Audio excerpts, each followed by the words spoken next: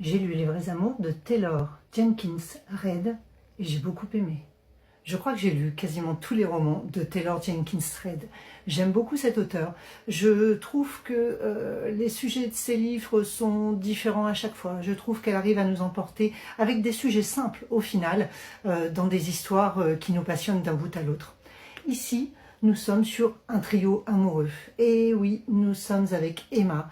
Emma a épousé son amour de jeunesse. Donc tout commence sur la période d'adolescence, le coup de cœur, l'inaccessibilité de certains garçons pour les filles.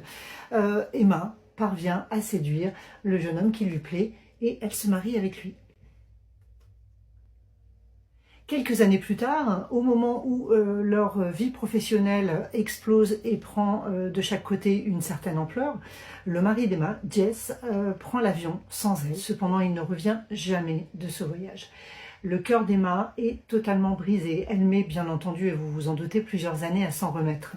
Une fois qu'enfin son cœur arrête de saigner et qu'elle parvient à faire son deuil, elle retrouve une connaissance de jeunesse, Sam, qui aurait voulu faire sa vie avec Emma plus tôt. Bien entendu, elle avait choisi d'orienter son amour vers Jess.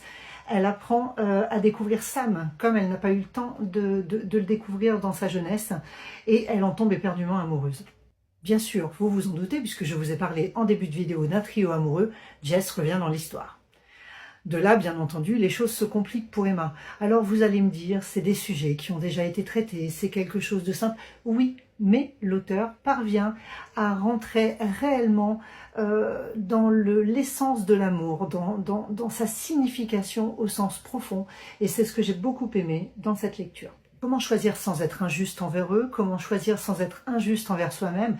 Et oui, c'est là toute la complexité de cette histoire. Et voilà, je l'ai trouvé extrêmement agréable. Alors, si je dois revenir sur toutes les lectures que j'ai pu faire de Taylor Jenkins Reid, celle-ci n'est pas ma préférée.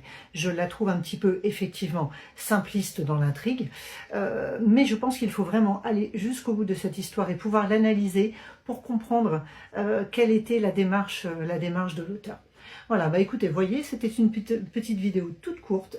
J'espère que vous connaissez cet auteur. Si ce n'est pas fait, je vous invite à la découvrir. D'ailleurs, vous pouvez remonter dans mes vidéos et voir ce que j'ai pu penser de ses précédents livres. Allez, bye!